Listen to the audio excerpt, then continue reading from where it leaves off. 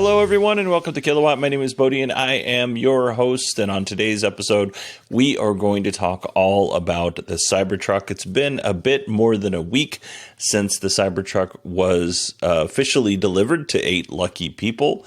And some more information trickled out, and I thought we would go ahead and talk about that. Now, going into the new year, just letting everybody know, there's a lot. There is a lot going on in my household right now, and I don't have a lot of time. So I'm trying to put these shows together where I can. I'm also trying to clear out my queue for things that I wanted to talk about. So I might be releasing, at least maybe next week, 3 episodes, maybe 3 episodes the week after that. We'll just kind of have to see how it goes. I do want to take a little bit of time off for the holidays. You'll still get episodes, but I've got some things planned for that as well. All right, let's talk about the CyberTruck. First of all, in preparation for this episode, I read quite a few articles. I didn't take everything from those articles. A lot of the stuff that's being written is not bad information, just not confirmed stuff. Like, we think this is going to happen. We think that's going to happen. I try to stay away from that kind of thing, like predicting what's going to happen in 2025 for the Cybertruck and how many Teslas they're going to produce or how many Cybertrucks they're going to produce. I didn't think any of that kind of thing was really relevant or useful for what we're trying to do here. I did go watch 3 videos from 2 people I trust. First, Sandy Munro sat down with Elon and they discussed the Cybertruck, and they discussed some other things too. They really only talked about 4 or 5 things in about a 45-minute episode. And you don't have to worry. I'm not going to talk for 45 minutes, nor am I going to recap that entire episode. I'm just going to take some of the things that I thought were interesting and expand on them. I also watched Marquez Brownlee's 45-minute drive episode, his review of the Cybertruck production vehicle. I think it's a pre-production vehicle, the one that he had, but it's pretty close to the production. Same with Sandy Munro. Sandy had a pre-production, almost production Cybertruck to play with. They're probably the same truck, if not built within a few days of each other. Anyway, so I'm going to take all of that information from all of those sources, plus articles that I read that I thought were interesting, and we're just going to kind of go over the Cybertruck and talk a little bit more about some things that we kind of already knew, but add some more context, and then some of these things might be brand new to you. So hopefully this episode is interesting, which is what I'm trying to get at. Let's go ahead and dive into the 48-volt architecture for the Cybertruck. Now, I'm realizing as I'm telling you this that I had an electrical engineer on my computer or on my I was talking to an electrical engineer today about something completely different. Steve Sheridan's going to be on the show not next week but the week after, and we were pre-recording that. And man, should I have been more prepared, because he would have probably been a lot more informative than I'm going to be for you. That was a missed bet. But I didn't start writing the show until 7 p.m. So I didn't know I was going to be talking about 48-volt architectures. I knew I was going to be talking about the Cybertruck. Anyway, what I'm trying to say is I'm a bad host and I'm rambling. So let's stay on track. What is the advantage of having this 48-volt architecture at a very high level? Because I just explained, 1, I'm not a very good podcast host, and 2, I'm definitely not an electrical engineer or somebody that knows a lot about electricity. So here we go. The higher voltage, 48-volt versus 12-volt, which is in most cars, provides less resistance loss, which means less heat. It takes away some of the complication. It takes away some of the weight for that wiring harness. As cars become rolling computers, there's a strain being put on that 12-volt battery system. And it's adding complexity that the 12-volt system, which has been around for God only knows how long. It started with a 6-volt system, and I think in the 60s they started putting 12-volt batteries in, something like that. I might be a little wrong on that. But the 12-volt system wasn't designed for all the complexity that we have in modern cars. And Tesla's actually even using on the Cybertruck and I think the Model 3 Highland, definitely in their future cars, they're using Ethernet cables as a conduit of information and power to easily flow from hardware 4 computer or hardware 5, whatever it happens to be in the future, to all the little accessories like brake lights and sensors and things like that. And that not only allows them to shrink those wires down, which reduces weight and, again, complexity, but it also allows for more information to be traveling along those same lines. Now, when Elon and Sandy were sitting down for their interview, Sandy asked him how difficult was it to change from 12 volt to 48 volt. And Elon said that it was difficult, but not for the reasons that you might think. Peripheral items, they need to be able to interface with 48 volts. So they need to be designed to work on 48 volts. And if a peripheral item, I'm trying to think of something in your car other than a brake light, but we use a brake light as this example because, again, not a very good podcast host. If this brake light was designed for a 12-volt system and Tesla has a 48-volt system, well, they got to drop that voltage down to 12 volts for that brake light. And again, that adds complications, that adds cost. It's just a whole lot easier to have everything on 48, everything compatible with a 48 volt system. Unfortunately, 48 volt systems aren't the norm. 12 volt systems are. And if you're a supplier for a company, if you supply brake lights and everybody uses 12 volt brake lights, and one company wants you to design a 48 volt brake light, you're either A, going to charge a lot of money for it because you're not going to sell a lot of them, or B, you're just not going to do it for them. So in an effort to get the automotive industry on board with 48 volts architecture, Elon sent out a pamphlet to auto industry CEOs kind of outlining what Tesla's doing with their 48 volt architecture. And this benefits Tesla to give this away for a couple different reasons. This is one, the more automakers who get on board with this, to get on the 48 volt train, the more suppliers are going to build 48 volt parts. Tesla builds a lot of stuff itself, but it can't build everything itself. It's not cost efficient and it doesn't scale. So they need suppliers to build 48 volt peripherals. And the other thing is a lot of these automakers already have 48 volt plans somewhere. Whether it was 20 years ago, they drew something up and then they put it in the archives because it just wasn't ready yet, or it was too expensive. Sandy Munro blamed marketing people and people with business degrees as to why 48 volts systems did not thrive when they were first brought up by engineers a long time ago. But Jim Farley, the CEO of Ford, actually thanked Elon on X and said that Tesla's spec was very close to the spec that Ford engineers are working on, which does not surprise me at all. I would imagine that there might be a variety of different ways to implement this, but they're all probably pretty close to the same. Again, not an electrical engineer, but I'm guessing. In going back to the interview with Sandy Munro and Elon, Sandy actually asked Elon, "Hey, what was the holdup with the Cybertruck? Why did it take so long?" And Elon went into, there was a pandemic, and then after the pandemic, there was a chip shortage and part shortage. The Cybertruck has something like 10,000 different parts and processes that need to be in place to actually build the car. And Tesla honestly held off on building the Cybertruck because they didn't even have enough parts to build the cars that they had already designed and were currently building.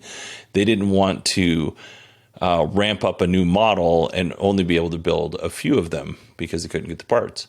And Elon did say that they could have added complexity to the Cybertruck, like maybe they went with a 12-volt system, for instance, and that would have made it easier to build the Cybertruck, but it wouldn't have been what they wanted. And somewhere along the lines, and I don't know if it was at this part or some other part, Elon said in the interview that, with the Model 3 and the Model Y, Tesla really needed, they couldn't experiment much. Their hands were tied in when they were producing those vehicles because Tesla was on the verge of bankruptcy.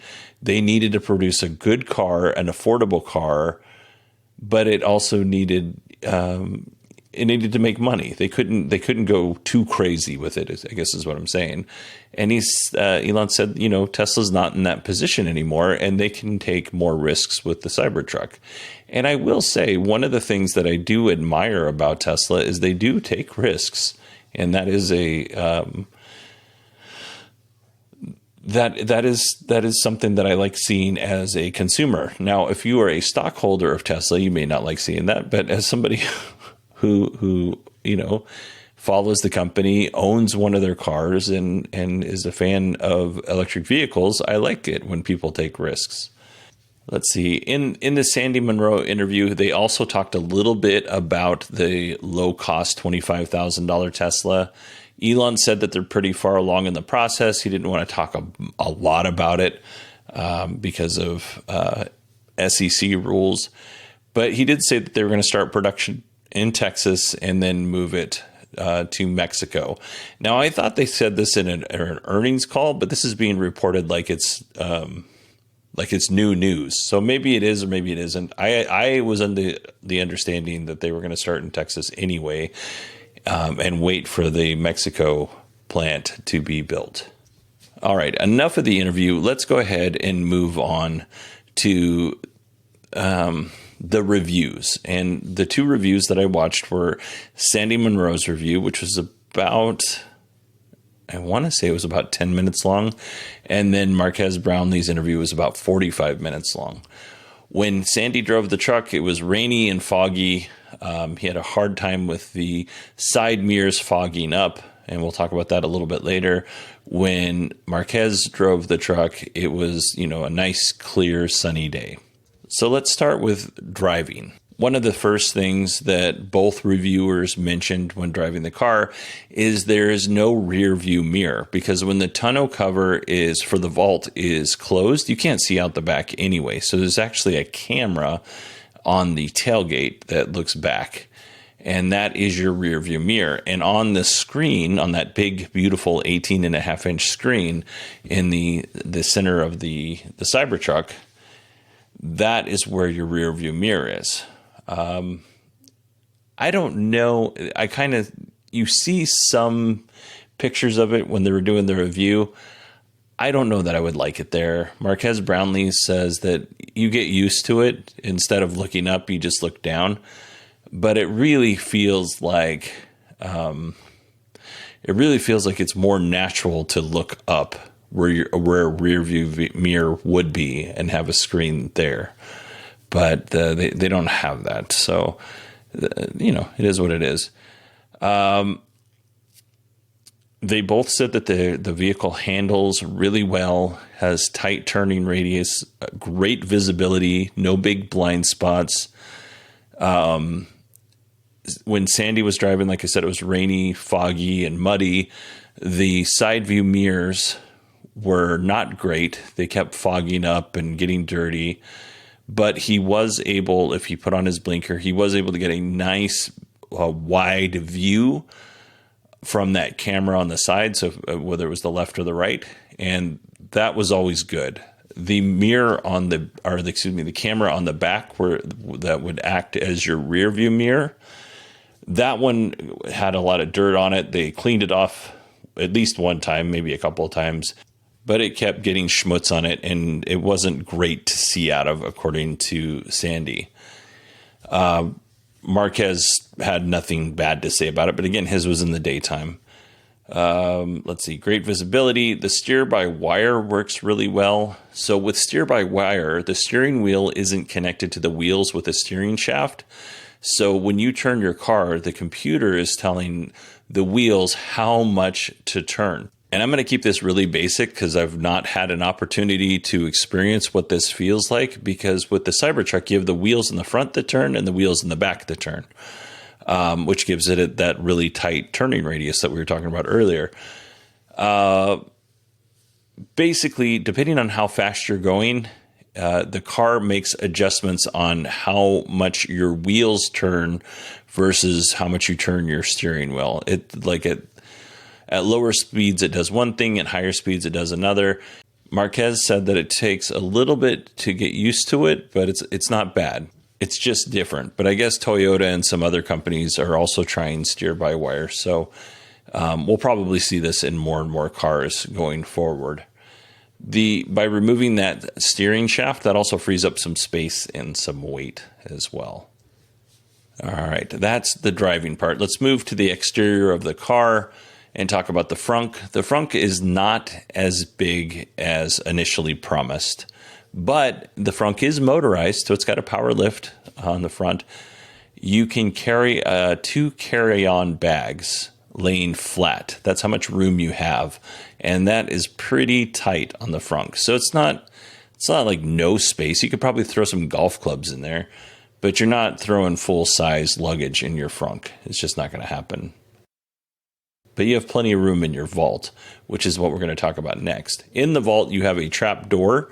So once you raise the tonneau cover and you lower the back tailgate, there's a little sub-trunk. So you lift up this flap, and underneath it is a nice deep frunk. It actually looks pretty roomy. You could also, I guess, fill this thing up with ice and use it as an ice chest. There's a little drain in there. Or you could put really expensive tools that you don't want stolen in there. And hopefully nobody knows that that little hideaway exists. Mentioned the tonneau cover. It supports 300 pounds. A 300-pound person can apparently stand on one leg on this tonneau cover and it'll be fine. It's also motorized, so that's nice. Inside the bed, you have some lighting.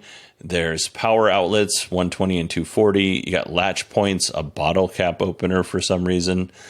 Moving over to the door handles, there are no door handles. You have to push a button on the B post or C post, which is similar to the Mach-E. Let's see. It has the one humongous windshield wiper. The mirrors are removable. Tesla has to sell the car with mirrors, but if somebody wants to take them off, they're easy to remove. And then there's a camera just below the frunk on the front of the truck facing forward. Now, they mentioned that the camera is there, but they didn't really say what it did. So I'm not really sure what the use case is. I would imagine you can activate it, and as you're pulling into a parking space or something, you can see how close you are. Going back into the interior is clean and simple. There's plenty of headroom in the back seat, plenty of room in the car just in general. Both reviewers mentioned that the seats were really comfortable. There is blind spot monitoring lights in the pillar, in the A pillar. So if you are, cruising down the road, you can look over, and if there's a light lit up, if there's somebody in your blind spot, it's a red light. So that's really cool. There's a decent amount of door storage and center console storage. Like we mentioned before, that 18-inch screen with a 9.5-inch screen in the back. There's really cool ambient lighting, a lot of different speakers. And I thought this was neat. The Cybertruck doesn't have a stock like the Model 3 and the Model Y do and the earlier Model S and X, where you change your gears. Right above where the rear view mirror would be, there's a little strip, and it's got a P, an R, an N, and a D. So you push which one you want it to, if you want to be in reverse or neutral or drive, you just push it with your finger, and it's touch capacitive, and it's not a button, but it puts you in drive. And you can also use the touch screen if you want. I don't know how useful that is, but it was kind of neat. There's the back seats fold up for storage, so that's cool. There's lots of different controls on the steering wheel. You can control the blinkers, windshield wiper, that kind of thing. Let's see here. I'm going to save crashworthiness until the end. Let's talk about software. The software is CyberTruck themed, as you can imagine. If you're just sitting in the truck, there's a big CyberTruck in the middle of the screen, and you can spin the CyberTruck around with your finger, and you can select certain touch points. Like if you select the vault, you can choose to open the vault, close the vault. You can select different ride heights, that kind of thing. If you want to see your navigation screen, you swipe from the right to the left, and that will bring up your navigation screen. It's got some other neat features like wade mode, which is, Elon called it boat mode, where you can cross a body of water and avoid damaging your car. This setting can be found in your off-road Baja section. It raises, so if you enable wade mode, it raises the ride height of the truck, and it pressurizes the battery. I don't know what it pressurizes the battery with, but it pressurizes the battery, and when the driver drives through water, it doesn't damage the vehicle. I think this is a good thing if you're off-road and you're crossing a creek or a stream. I still want to reiterate, please do not cross lakes, ponds, or oceans, because somebody's going to get hurt, and I would hate for that to happen. In terms of the reviews, if you want to watch these reviews yourself, Inside EVs had an article with the best Cybertruck reviews. I'm going to put a link to all of the reviews in the show notes, but I'm also going to put a link to that article just in case you are interested as well. Now let's go to crashworthiness here. I got to go back up. Where did I leave it? All right, here it is. I've mentioned several times on this show that I have some concerns when it comes to the Cybertruck and car accidents. And some safety experts also have some concerns when it comes to car accidents. Reuters spoke with 6 safety professionals in the automotive industry when it comes to car accidents, and they viewed Tesla's videos of the crash test for the Cybertruck. And here are some of their concerns. First of all, pedestrian safety. Believe it or not, most modern cars, if not all modern cars, are designed to protect not only the occupants inside, but also pedestrians in the event of an accident. So let's pretend you're coming through an intersection, somebody steps out on the crosswalk, and you strike them, heaven forbid. The car is actually designed to minimize, not eliminate, but minimize the injury done to that pedestrian. So the hood of the bumpers, first of all, are designed to kind of redirect some of that energy. Instead of going directly into the person's knees, it'll kind of flip you up onto the hood. And then the hood is actually designed to be a little bit of a soft landing for you.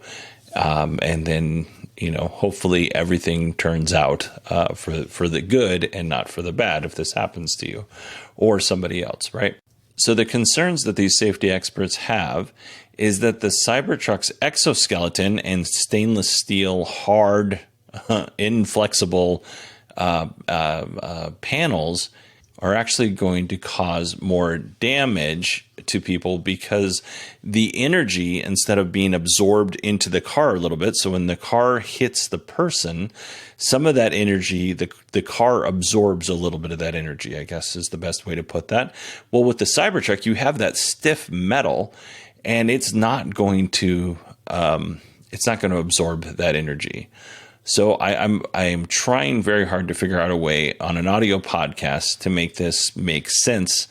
So what I would like you to do is I'd like to take your right hand, if you don't mind, and if you're not driving, and make a thumbs up, right?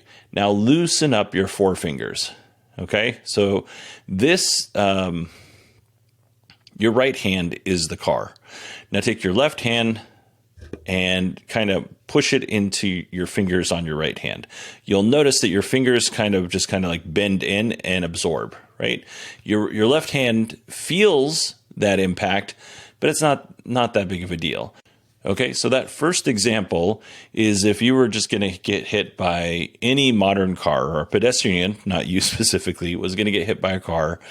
That's kind of the idea that I'm trying to get across is, yeah, there's an impact there. Yeah, it could hurt if you hit it hard enough, but there's some give, right? Now take your right hand, make that thumbs up again, and then take your fingers and kind of like curl them up so your fingers aren't touching your palm and you're not making a fist. It's almost like your knuckles, your second knuckles are kind of pointy. So make that nice and rigid with your right hand, and your left hand, just keep it flat like you would, and then hit it at the same speed that you were doing with our first fist. And you notice that hurts quite a bit more. And that's kind of what would happen to someone if they were hit by the Cybertruck. Like, there's not a lot of flex, if any flex, for a human in that super hard stainless steel. Like, they had to create machines to stamp it because it was breaking other machines, other metal stamping machines. So that's one part of it, right? Hopefully that makes sense. I apologize if it doesn't. Another concern with the Cybertruck is that it has limited, if any, crumple zones. And what a crumple zone is, as we've talked about this in the past, is when a vehicle gets into an accident, the crumple zone absorbs the energy, pushes the energy around the compartment as much as it possibly can. Well, if you have two cars that get into an accident, both of those cars have crumple zones, and they are going to absorb a lot of that energy. And hopefully everybody's going to be okay. With a Cybertruck, that's not clear if that's going to be the case. So a long time ago, when I was a new firefighter and a car would catch on fire, they would always say, don't stand in front of the bumper, because the bumper has gas-filled shocks. And when those shocks heat up, the bumper will blow off the car and it could take your legs out, right? I have never seen that, by the way, not one time. I've never seen that happen. I did see a bumper pop once when I was fighting a fire, and it popped out about 2 or 3 inches. It startled me because I startle easily, which is a fun thing for firefighters to do, walk around the corner and scream at me, and I'll always yell like a child. But that's just something they like to do. It's a hobby they have, and I'm not going to stop them. Anyway, it's possible that there's some sort of shock absorber behind those metal panels. It's possible. I don't know how effective they would be. Really, at this point, we just have to wait for a teardown to know exactly how, and independent crash tests to know exactly how this is going to work. But I have another example for you. So, in the example for the Cybertruck versus a modern car, I would like you to, 2 thumbs up, if you don't mind, on one on your left and one on your right, and then loosely have your fingers just kind of sitting there loosely, and then just kind of run your hand into the other hand, and you'll notice that the impact, not that big of a deal, right? It can hurt, but it's not that big of a deal. Now take your right hand, make a fist, or whatever you made last time, it's up to you, and then hit your left hand with it. You will notice that the impact is quite a bit more. So that's the idea behind the Cybertruck and this exoskeleton. Is it going to cause more injuries? Is it going to cause more deaths? Because the Cybertruck it's not likely going to absorb much of the energy from that crash. It's going to deliver more than it absorbs. And that could be dangerous because when these cars were built and being designed, not the Cybertrucks, but every other car, they weren't planning on running them into effectively a train. So be interesting to see what happens as we see more of these on the roads. And hopefully the fist example made sense and was not a waste of your time. Anyway, Let's see here. We talked about software. Moving on. Yeah, I think that's all we got for the Cybertruck, and we're at 30 minutes. I do want to tell you real quick that Tesla is releasing their holiday update, and some people are very disappointed in this for some reason. I don't know why. It seems silly to be disappointed that your car gets more features, but I guess it's not as many as they wanted. But let's go through some of these new features. First of all, custom lock sounds. So when you lock your car door, you can get a custom sound. Normally the horn beeps, but you can get a screaming goat or any other juvenile noise that you can think of. I'm pretty sure. That's cool. I wouldn't mind having a screaming goat custom lock sound. If your car has a rear touchscreen, you can play games on it now, which seems like you should have been able to do that before, but okay. You can also connect Bluetooth headphones in the back, so passengers in the back can hear a movie while they're watching it or play games without distracting the driver and whoever else is up front. But again, you got to have that rear touch screen. The Apple Podcast app is coming, which is really exciting because I don't like the TuneIn app at all. Even the podcasts that I have saved in the TuneIn app don't play the current episodes, and that's really frustrating. And it's not easy always to get to all of the episodes to get the one you actually wanted to listen to. There's a new trip planner, so you can plan a trip with multiple stops in the app, and then you just send that to your car. That's actually been on the table for a while. You'll get notifications of speed cameras when you're navigating en route. You also get notifications of traffic lights and stop signs, so that's pretty cool.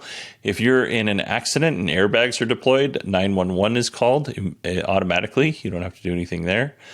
There's also some blind spot indicators. The camera will alert you with red shading with your turn signal.